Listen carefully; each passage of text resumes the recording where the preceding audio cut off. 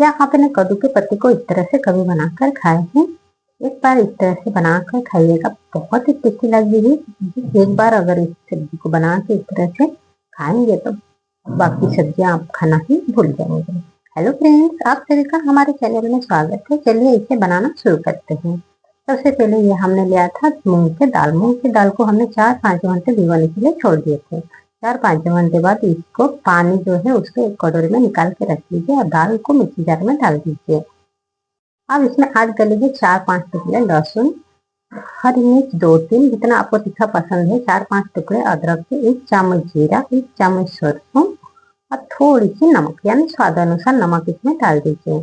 अब इसे ग्राइंड करके अच्छे से पेस्ट बना के इसे तैयार कर लीजिए। फाइनली पेस्ट बना के तैयार कर लीजिए। पानी को फेंके नहीं, पानी को इसे रख लीजिए साइड करके, बाद में इसे हम इस्तेमाल करेंगे। अब इसी तरह से जितना दाल है हमारे सभी को इस तरह से ग्राइंड करके इसे तैयार कर लीजिए। अब इसमें हम थोड़ी सी टेस्ट के लिए हम ऐड कर लेंगे 1/2 चम्मच हल्दी पाउडर, 1/2 चम्मच जीरा पाउडर, 1/2 चम्मच धनिया पाउडर, 1/2 चम्मच गरम मसाला पाउडर। इन सभी को अच्छी तरह से मिक्स कर लीजिए। अब ये हमारा अच्छे से मिक्स हो गई है। अब हम लेंगे कद्दू के पत्ते। कद्दू के पत्ते को पहले अच्छी तरह से 2-3 बार धो के साफ कर लीजिए। इस तरह से मैंने पहले से इसे धो के साफ कर लिए थे। अब चलिए इसे बनाना है।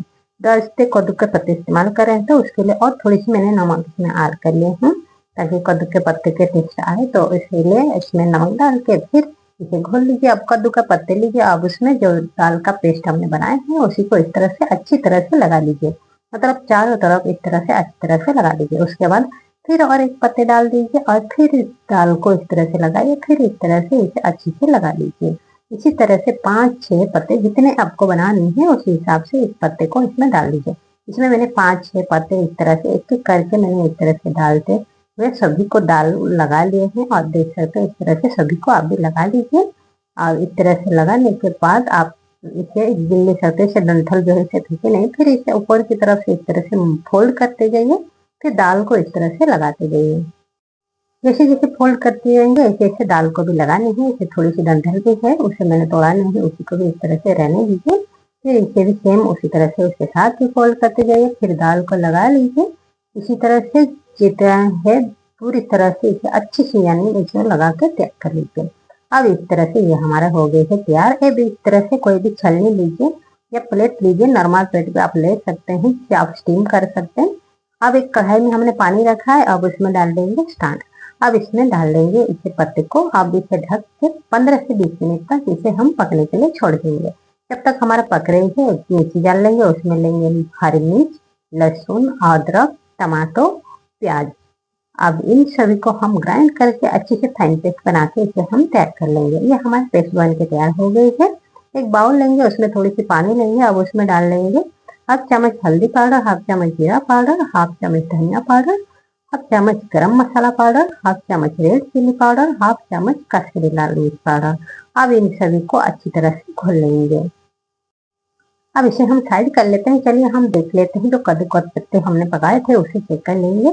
अब ये देखिए हमारे कद्दू के पत्ते अच्छे से पक के तैयार हो गए हैं। 15-20 मिनट में अच्छे से पक के तैयार हो जाती है। अब इसे निकाल के ठंडे होने के लिए छोड़ देंगे। फिर कढ़ाई गरम कर लेंगे, उसमें हम डाल लेंगे तेल। तेल जैसे गरम हो जाए उसमें हम डाल लेंगे 2 तेज पत्ता, 2 टुकड़े दालचीनी, 2 हरी इलायची, अब थोड़ी सी काली मिर्च, थोड़ी सी लौंग, मतलब खड़े मसाला जो है आप डालना चाहते हो वो सबको डाल के इसे थोड़ी सी भून लीजिए। उसमें ऐड कर लीजिए 1 चम्मच जीरा, 1 चम्मच सरसों, फिर इसे थोड़ी सी भून लीजिए। फिर इसमें ऐड कर लीजिए प्याज। तो कटे हुए प्याज इस तरह से हमने इसे डाल दिया। इसे हल्की सी सॉफ्ट होने तक यानी हल्की सी गोल्डन ब्राउन कलर हो तक इसे भून के तैयार कर लीजिए। जब ये भून जाए उसमें ऐड कर लीजिए मसाला। जो मसाला हमने घोल के रखा था कटोरी में उसी को इसमें डाल दीजिए। फिर इसे अच्छे से थोड़ी देर मिक्स कर लीजिए। मिक्स करके फिर इसे 2-3 मिनट ढकने के लिए पकने के लिए छोड़ दीजिए। 2-3 मिनट बाद देख सकते हैं ये हमारा मसाला का कलर भी बहुत ही अच्छे आते हैं। जो कश्मीरी लाल मिर्च होता है वो तीखा नहीं होती, कलर के लिए बहुत अच्छे आते हैं। अब इसमें ऐड कर लीजिए टमाटो पेस्ट। जो हमने टमाटो पेस्ट किए थे उसी को ऐड करके फिर इसे 2-3 मिनट से पकने के लिए इसे छोड़ दीजिए। अब देखेंगे टमाटर और जो हमारे मसाला है अच्छे से पक के तैयार है। जो अब जो हमने दाल का पानी रखा था, दाल का पानी को इसमें ऐड कर लीजिए और टमाटो मिक्सी जार में हमने ग्राइंड किए थे उसमें भी थोड़ा सा पानी घोल के इसमें डाल दीजिए। फिर भी मुझे ग्रेवी कम लग रही है तो मैंने इसमें और थोड़ी सी ग्रेवी के लिए और पानी ऐड कर लीजिए। आपको जितना पसंद है उस हिसाब से पानी डाल के इसे पकने के लिए छोड़ दीजिए। अब इधर जो हमने पत्ते को बॉयल करके रखा था, ये पत्ते भी हमारा अच्छे से पक के तैयार हो गए हैं। अब पत्ते को हम इस तरह से कटिंग कर लेंगे। कटिंग अपने पसंद के हिसाब से, साइज तो छोटे बड़े जैसे भी आपको काटने हैं उस हिसाब से इसे काट लीजिए। मैंने मीडियम साइज के हिसाब से इस तरह से इसे मैंने काट के तैयार कर लिया। आप देख सकते हैं पत्ते हमारे कितनी अच्छी लग रही है और कितने अच्छे से ये शेप भी हो गए, कितने अच्छे से कटिंग हो गई। इसी तरह से सारे पत्ते को हमने काट के तैयार कर लिए। अब गैस बंद करके दूसरी कढ़ाई हमने ली, उसमें हम डाल लेंगे तेल। तेल जैसे गर्म हो जाए अच्छी तरह से, अब इन कटे हुए पत्ते को इसमें हम डाल देंगे। अब इसे मीडियम फ्लेम पे या लो फ्लेम में जैसे धीरे धीरे इसे अच्छी तरह से फ्राई कर लीजिए, यानी एकदम क्रिस्पी सेंची बन के ये तैयार हो जाने के लिए इस तरह से इसे फ्राई कर लीजिए। आप चाहे तो इस तरह से क्रिस्पी सेंची बना के आप इसे भी खा सकते हैं, इसे भी, और नहीं तो इस तरह से सब्जी बना के आप इसे खा सकते हैं। अब इसे हमारा फ्राई हो गया अच्छी तरह से, अब इसे हम निकाल लेंगे। इसी तरह से बाकी जो भी हमारे बचे हुए हैं पत्ते सभी को हम इसी तरह से फ्राई कर लेंगे। सभी को तेल में डाल लेंगे, इसे भी इस तरह से फ्राई करके इसे हम तैयार कर लेंगे। आज जो हमने दाल बचा था, तो दाल को हमने इस तरह से पकौड़ी बना के इसे तैयार कर लिया। उसे वेस्ट करे नहीं, उसे फेंके नहीं, तो मैंने इस तरह से पकौड़ी इसे बना कर तैयार कर लिया। इसी तरह से पकौड़ी इसे बना के भी आप तैयार करके खाएंगे ना, इसका टेस्ट भी बहुत ही अच्छी लगेगी। आप चाहे तो इसे भी सब्जी बना के भी आप इसे खा सकते हैं, इसी तरह नॉर्मल भी आप इसे फ्राई करके इसे खा सकते हैं, इसे बहुत ही अच्छे लगते हैं।